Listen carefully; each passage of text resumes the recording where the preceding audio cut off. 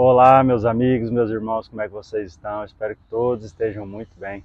Nós estamos aqui para continuar nossa jornada de leitura e reflexão do Evangelho de Jesus, escrito por Mateus.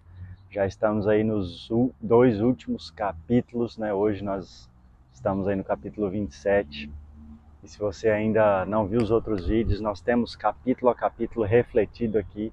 Mais de um ano de vídeos só do Evangelho de Mateus, mais de 50 vídeos só dessas reflexões do Evangelho de Mateus. Então, contribua aí, compartilha, nos ajude, se esses vídeos têm abençoado a sua vida.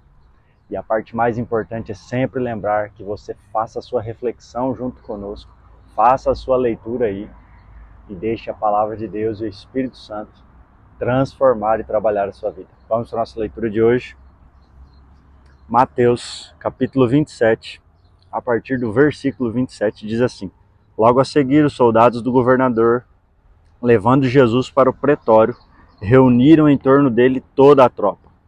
Tirando a roupa de Jesus, o vestiram com um manto escarlate. E tecendo uma coroa de espinhos, a puseram na cabeça dele e colocaram um caniço na sua mão direita. E ajoelhando-se diante dele, zombavam, dizendo: Salve, Rei dos Judeus!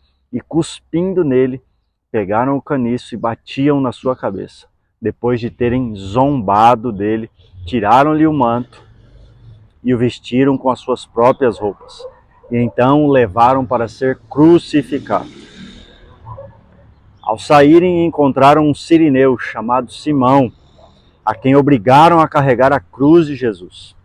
E chegando a um lugar chamado Gólgota, que significa lugar da caveira, deram vinho com fel para Jesus beber, mas ele, provando-o, não quis beber. Depois de o crucificarem, repartiram entre si as roupas dele, tirando a sorte. E assentados ali, o guardavam. Por cima da cabeça de Jesus puseram um escrito e uma acusação contra ele. E estava escrito: Este é Jesus, o Rei dos Judeus. E 2 ladrões foram crucificados com ele, à sua direita e outro à sua esquerda. Os que iam passando blasfemavam contra ele, balançando a cabeça e dizendo: Ei, você que destrói o santuário em 3 dias e o reedifica, salve a si mesmo. Se você é o Filho de Deus, desça da cruz. De igual modo, os principais dos sacerdotes e os escribas, anciãos, zombavam e diziam: Salvou os outros, a si mesmo não pode salvar.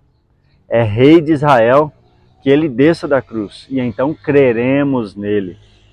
Confiou em Deus, pois que Deus venha livrá-lo agora, se de fato lhe quer bem, porque ele disse: Sou filho de Deus. E também os ladrões que haviam sido crucificados com ele o insultavam. Até aqui a nossa leitura de hoje. E nós vemos aqui agora os momentos um pouco antes de Jesus ser crucificado e a crucificação, o fato da crucificação em si. E nós temos muitas coisas a refletir e a aprender aqui. E a primeira coisa delas que mais se repete e que tem uma grande ênfase aqui em várias palavras repetindo é a zombaria contra Jesus. Jesus passou por um profundo sofrimento, tanto físico quanto emocional, quanto social.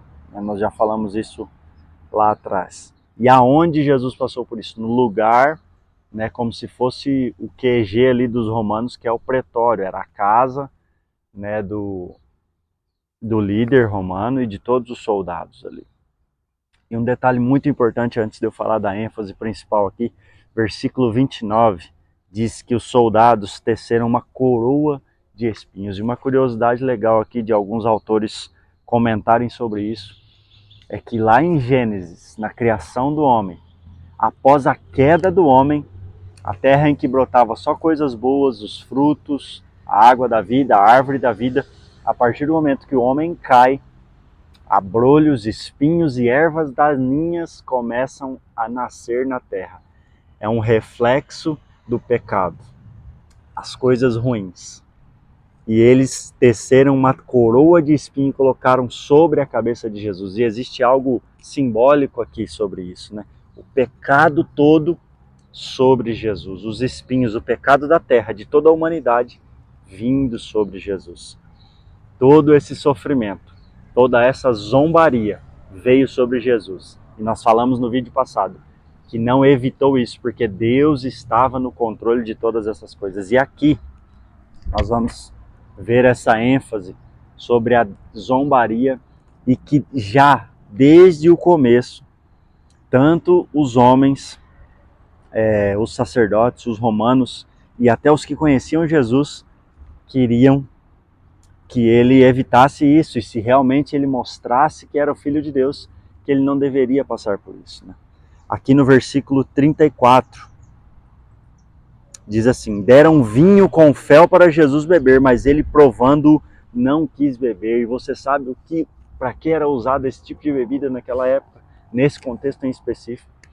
Porque as pessoas que iam ser crucificadas passariam por muita dor e sofrimento.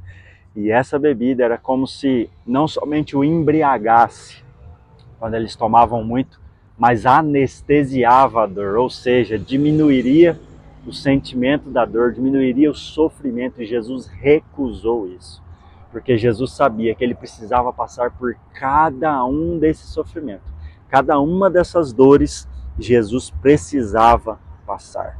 A dor, o sofrimento, o preço pago completamente, sem atalho, sem anestesia e sem nenhuma fuga de qualquer sofrimento que ele passaria, Jesus se negou a passar, ou fugiu, ou teve alguma intervenção divina sobre a vida dele. Ele passou por cada uma dessas coisas. Outra coisa muito legal da gente refletir aqui, versículo 37. Por cima da cabeça de Jesus puseram por escrito a acusação contra ele. Este é Jesus, o Rei dos Judeus. E o autor de Mateus, na verdade, do começo ao fim aqui, está revelando aos seus leitores que Jesus era o Rei. E esses acusadores, achando que estavam zombando, estavam falando algo que era real. O Rei dos Reis estava ali. E eles colocaram esse escrito sobre a cruz de Jesus. E aqui do versículo 40 até o versículo 43, nós vemos todos tentando fazer Jesus fugir do sofrimento, né? Para que ele saísse disso, escape disso. Se você realmente tem esse poder, se salve. Se você realmente tem esse poder, escape disso, que Deus te tire dessa cruz, desça daí, né? Se você tem poder para salvar os outros, para curar os outros, por que você não faz isso com você mesmo? E aqui nós temos várias lições. Como eu já disse, Jesus não fugiu de nada disso. Mas também sobre o que Jesus disse lá atrás, ensinando para os seus discípulos o que seria uma caminhada com ele. Aquele que quiser vir após mim, tome a sua cruz, negue-se a si mesmo e me siga. Aqui realmente Jesus literalmente negou-se a si mesmo e tomou a sua cruz. Jesus não fugiu do sofrimento. E para que outros fossem salvos, ele perdeu a sua vida. Ele não salvou a si mesmo, mas ele se entregou para a salvação de todo ser humano nessa terra. E nós precisamos entender sobre isso. E Deus tem falado muito ao meu coração especificamente sobre essa questão do sofrimento e o quanto é natural e o quanto é forte em nossos corações, cada um de nós, querermos fugir do sofrimento. E existem diferenças no sofrimento que nós procuramos por conta do nosso pecado, por conta das nossas escolhas erradas, e o sofrimento de uma trajetória que Deus proporcionou para nós para o cumprimento do propósito, para a santificação, para que com o sofrimento nós nos pareçamos mais com Cristo. Existe uma grande diferença nessas duas coisas. E esse sofrimento, que é da trajetória que Deus proporciona para o cumprimento desse propósito, nós não podemos fugir. Nós não devemos fugir. Nós precisamos enfrentá-lo e segui-lo e passar pelo sofrimento. Assim, a exemplo de Jesus, não fugir do sofrimento. Nós precisamos aprender com isso. Reflita sobre isso. Nós muitas vezes queremos sempre o conforto, queremos sempre o caminho melhor, queremos sempre que Deus nos abençoe, queremos sempre que Deus nos livre. Mas às vezes o próprio Deus está nos proporcionando alguns tipos de sofrimento, que é para um crescimento, que é para o propósito, que é para a santificação. E nós estamos fugindo dele. Pense sobre isso, reflita sobre isso. Vamos orar.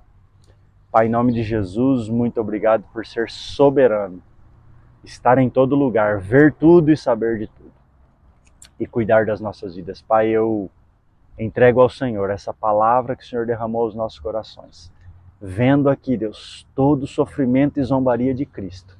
E Ele podendo fazer qualquer intervenção, não fez nada, pois sabia que fazia parte do propósito e do processo que Ele passaria, entregando a sua vida para a salvação de muitos. Por isso que a gente reflita sobre isso, e que a gente não fuja dos sofrimentos, das dificuldades que o próprio Senhor proporciona a nós, para um crescimento e para a santificação. Alcance cada coração com essa palavra, no poder e no nome de Jesus. Deus abençoe você.